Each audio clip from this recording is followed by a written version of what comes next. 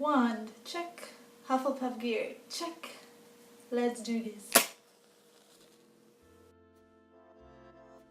I mean, I love them all, but I think I'm gonna have to go with Deathly Hallows on this one because, I don't know, everything just feels so important and epic. I just remember reading this book so vividly, like trying to figure out what the whole Hallows thing is, wanting to know, you know, what was up with Voldemort, what was up with Dumbledore, and everything just gets, you know, wrapped up so nicely in this book. And I don't know, it just, this book left me feeling very fulfilled.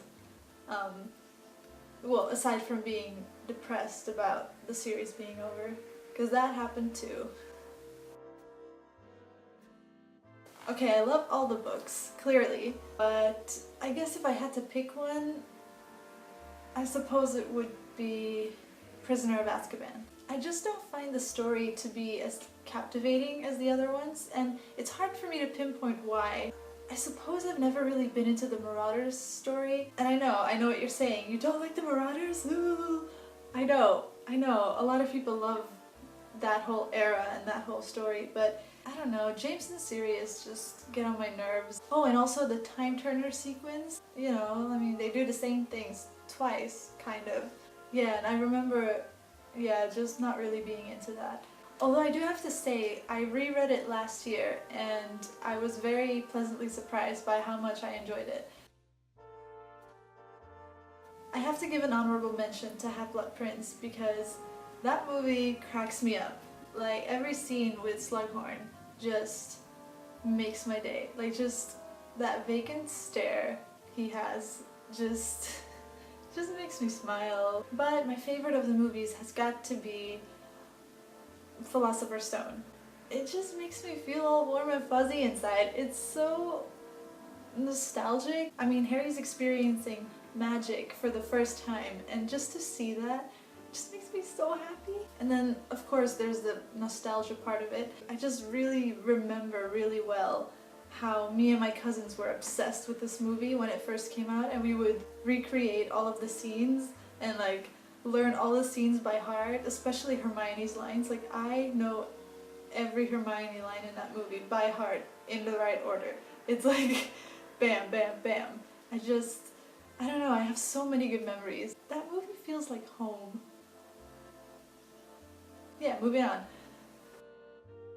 I would say Goblet of Fire since, I mean, they did a lot of things wrong, but like I kind of enjoy Goblet of Fire because it has all of these really unintentional funny moments. I don't know if they're unintentional.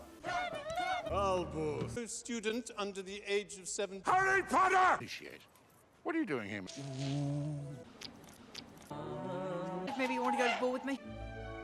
I have a lot of inside jokes with that movie. If I have to pick one, I think it's just gonna have to be Prisoner of Azkaban again, because I just feel like the third film took away a lot of the magic that was in the first couple of films. Like the first couple of films, the Chris Columbus ones, I adore them because they feel so magical, and then, you know, a lot of changes were made from the third movie onwards, and I understand why they were made to some extent. The content of the movies was getting heavier, so, you know, you want to sort of progress with the style of the movies as well. I understand that, but I don't know, I always did. For instance, I don't like how suddenly nobody's wearing their robes anymore. Like, you know, all of a sudden Hermione's wearing a pink sweater and a rainbow belt, and I was just like, this is Hogwarts. You know, it has to feel special. It has to feel like something out of this world. I don't know, a lot of the changes were a little too sudden for me. And to this day, I kind of feel a little bit meh. Do not pity the dead, Harry. Pity the living. And above all, those who live without love. I just love that quote because it's kind of a reminder that love is the most important thing in life.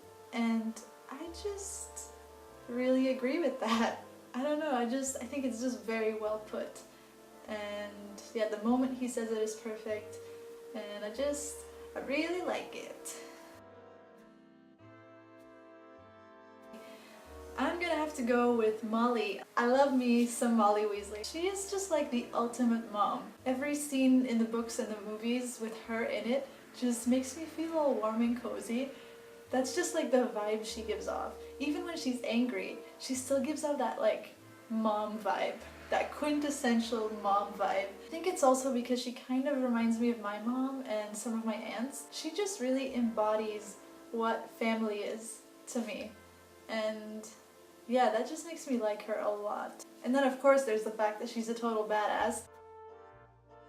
This might be a bit of a weird choice for some people, but I'm gonna go with Narcissa Malfoy. I just find her very interesting. At first she just seems like this kind of stuck-up rich woman, but she's so much more than that. She is everything I love about Slytherin House. She's cunning, she's determined, she knows how to take care of herself and the one she loves, and she would literally do anything to keep them safe. And I just really respect that. And also she's just very clever, and her love for Draco really gets to me. She's just an all-around classy woman. What more can I say? Can I just say Gilderoy Lockhart on this one? I mean, technically he is a villain, you know, he tried to wipe away Harry and Ron's memories. And I love that guy. He makes me laugh so much. Gilderoy Lockhart makes Chamber of Secrets for me. Everything that comes out of that guy's mouth is so funny to me. I don't know why. I know a lot of people don't like him and they think he's annoying. But I mean, he cracks me up. Like, do you remember when on Valentine's Day he just like threw this big Valentine's Day event at Hogwarts and there was like goblins like delivering love letters and stuff? That was great. That was amazing.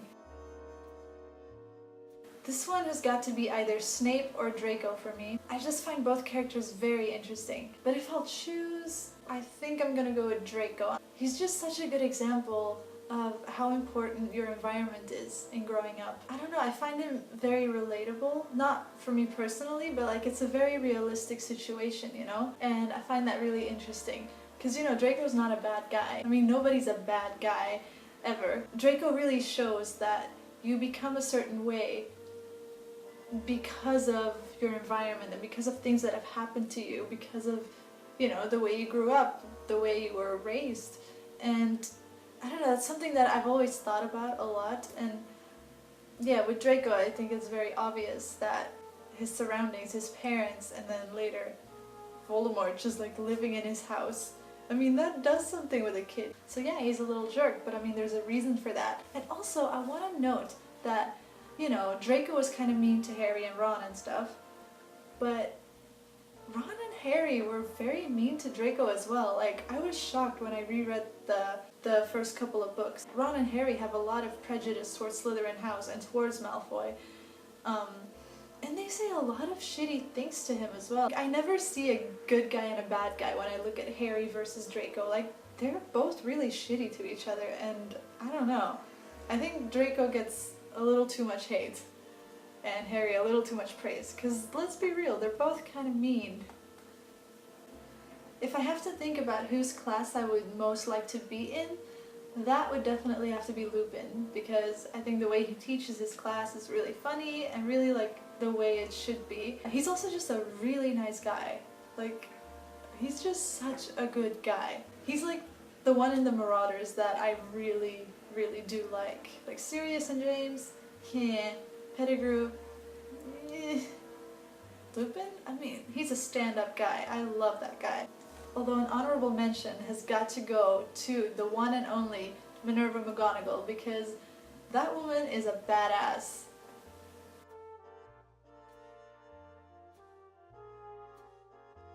To be honest, I wouldn't really mind doing either of those. First of all, if you would wash Snape's hair, his hair would be clean.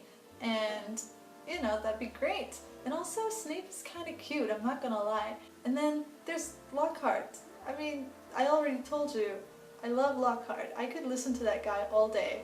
I would just have the best time washing Snape's hair while listening to Lockhart. It would just be great. It'd be great.